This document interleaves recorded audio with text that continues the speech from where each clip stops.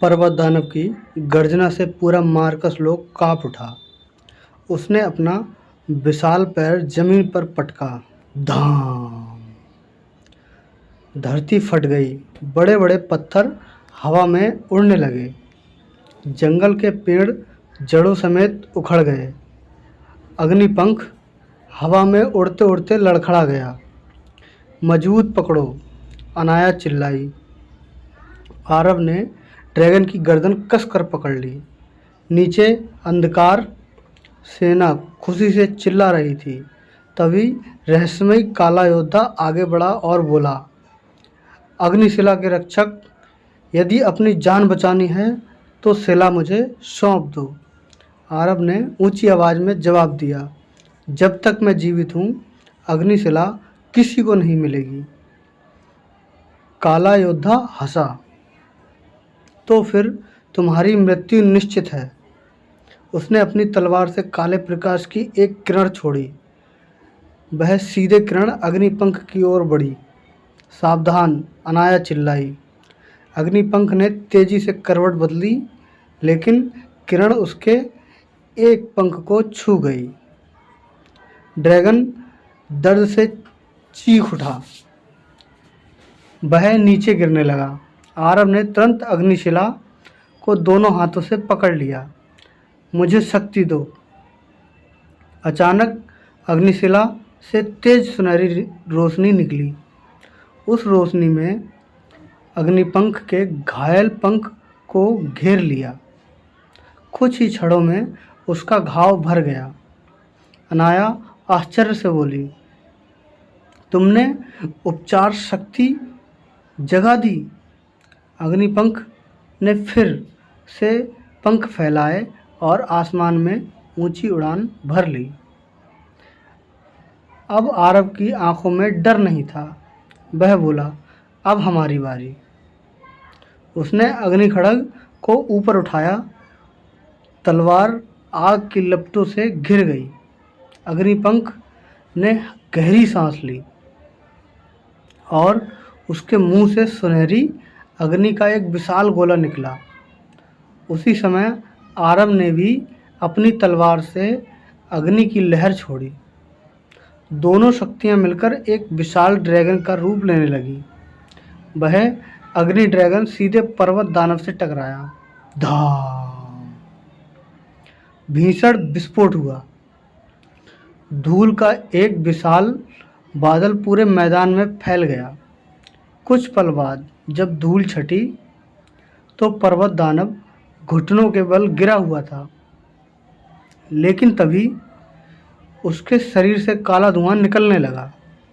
धुआं एक मानव आकृति में बदल गया।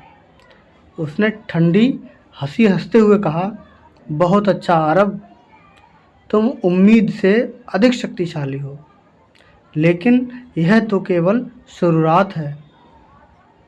मैं हूँ जारक, कालवीर का प्रथम सेनापति। उसकी आंखें लाल आग की तरह चमक उठी और उसके पीछे आकाश में एक विशाल काला द्वार खुलने लगा। उस द्वार से हजारों अंधकार योद्धाओं की परछाइयां दिखाई देने लगी।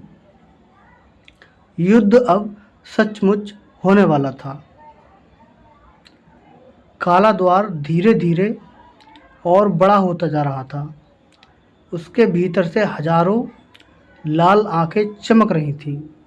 राजकुमारी अनाया ने कांपती आवाज में कहा, अगर यह द्वार पूरी तरह खुल गया तो अंधकार सेना पूरे मार्कस लोक पर हमला कर देगी। जारक मुस्कुराया, अब कोई हमें नहीं रोक सकता। उसने अपनी दोनों हथेलियां आकाश की ओर उठाईं। अचानक काले बादलों से बिजली गिरने लगी। पूरा आसमान अंधकार से भर गया। आरव ने अपनी अग्निखड्ग कसकर पकड़ ली, लेकिन तभी अग्निशिला अचानक तेजी से चमकने लगी। उसके सामने सुनहरी रोशनी वाला एक गोला बना। उस गोले में एक दृश्य दिखाई दिया। आरव ने देखा, एक प्राचीन महल महल के सिंहासन पर एक महान योद्धा बैठा हुआ था। उसके हाथ में भी अग्निशिला थी। उस योद्धा का चेहरा बिल्कुल आरव जैसा था। यह यह कैसे हो सकता है? आरव हैरान रह गया। तभी महर्षि विहान की आवाज़ गूंजी, आरव, वह तुम्हारे पूर्वज हैं, सम्राट सूर्यवीर, सातों लोकों के अंतिम रक्षक। तुम केवल एक साधारण लड़के नहीं, तुम उसी दिव्य वंश के अंतिम उत्तराधिकारी हो। आरव की आंखें फैल गईं। तो मेरे माता पिता ने मुझे कभी यह क्यों नहीं बताया? महर्षि बोले, क्योंकि तुम्हें बचाने के लिए तुम्हारी पहचान छिपाई गई थी। कालवीर तुम्हें जन्म से ही तुम्हारी तलाश कर रहा था। इतना सुनते ही जारक क्रोध से गरजा, चुप रहो। उसने अपनी तलवार घुमाई और काली ऊर्जा का एक विशाल गोला आरव की ओर फेंक दिया। गोला बिजली की गति से बढ़ा, लेकिन उसी क्षण अग्निशिला से सुनहरी कवच निकलकर आरव के पूरे शरीर पर फैल गया। अब वह साधारण किसान का लड़का नहीं था, बल्कि एक दिव्य योद्धा जैसा दिखाई दे रहा था। उसकी आंखों में सुनहरी ज्वाला जल रही थी। अग्निपंख ने गर्व से गर्जना की। अनाया मुस्कुराई। अब तुम सचमुच अग्निसेना के रक्षक बन चुके हो। आरव ने अपनी तलवार उठाई। जारक, अब यह युद्ध तुम्हारे अंत की शुरुआत होगा। दोनों योद्धा बिजली की गति से एक दूसरे की ओर दौड़े और उनकी तलवारें टकराईं।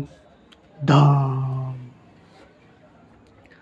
टक्कर से निकली ऊर्जा ने पूरे आकाश को रोशन कर दिया।